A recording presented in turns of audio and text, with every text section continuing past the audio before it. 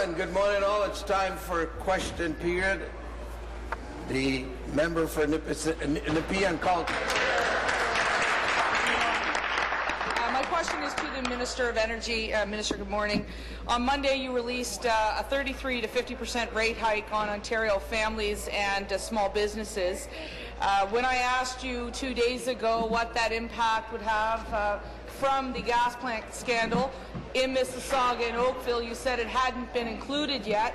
Then after the question period, you had to retract that statement and correct your record.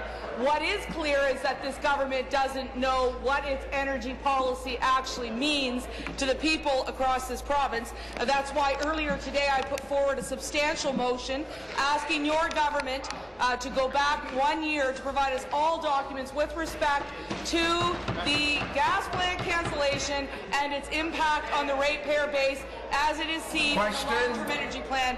Question is simple. Will you cooperate with the committee to ensure those documents are in our hands within 6 weeks from today?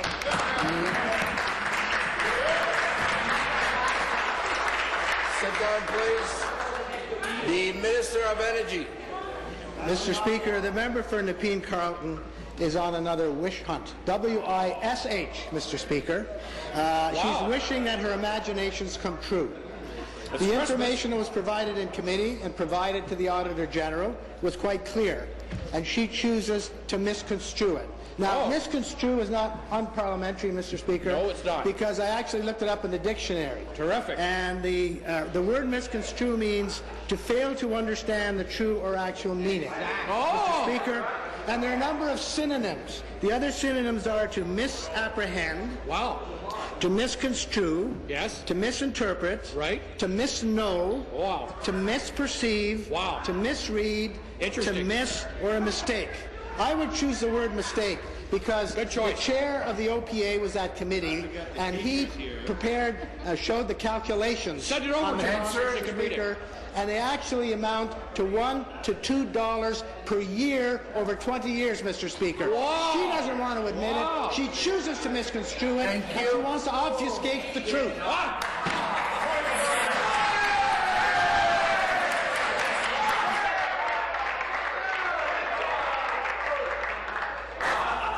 I'll ask the Minister to withdraw. Obfuscate the truth? Yeah, I withdraw. Yes, thank you.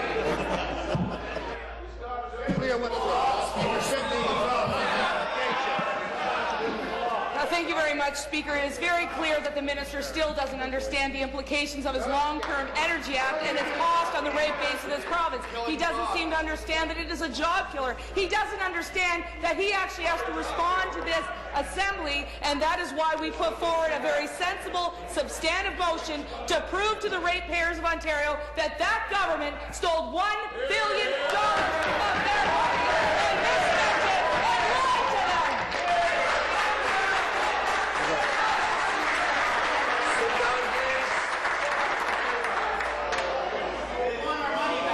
Order. I would ask the member to withdraw. Withdrawn.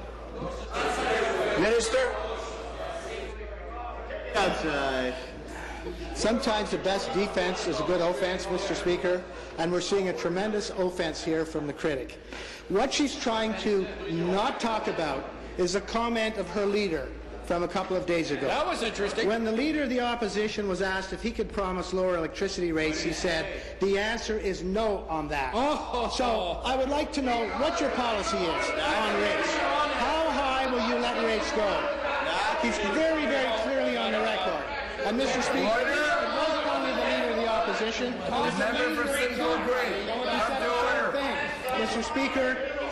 Mr. Speaker, in the next supplementary, I'm going to provide some other useful information for the public. Very good. Thank you. Listen, the problem is credibility. There's a massive gap between this minister, what he says, and actual fact. He's the only minister of energy in the province's history who has said... Stop the clock. All of you are making it most difficult. I have to hear the question and I will try to hear the answer. and we're not doing very good for a Thursday. Question. Speaker, it is very hard to try and to speak over the haulers of the Liberal Party because of their credibility, the credibility that they have lost. They have mismanaged $1.1 billion of people's money in this province. They chose to get out. I would ask you to withdraw again. Withdrawn.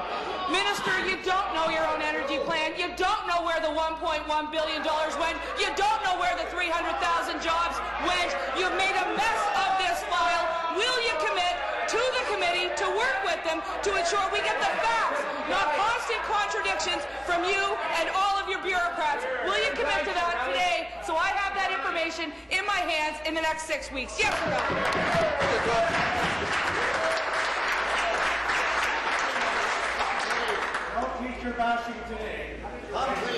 The Minister of Environment, come to order.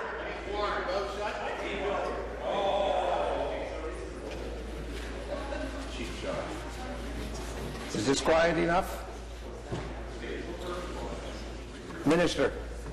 Mr. Speaker, let's look at some facts. Sorry, I was wrong. According to the National Energy Board, Stop the clock. I could stand here all morning.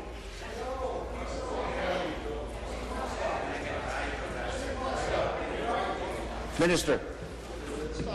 Mr. Speaker, according to the National Energy Board, these are the price increases that are projected over the next 20 years for 5 of the larger provinces. These are 20-year projections. Alberta, 3.7% per year.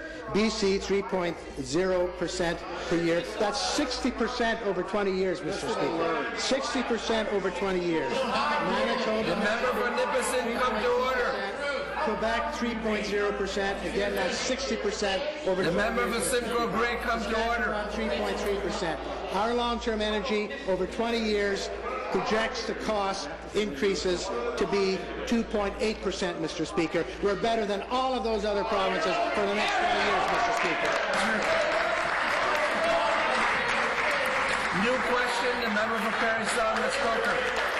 Thank you,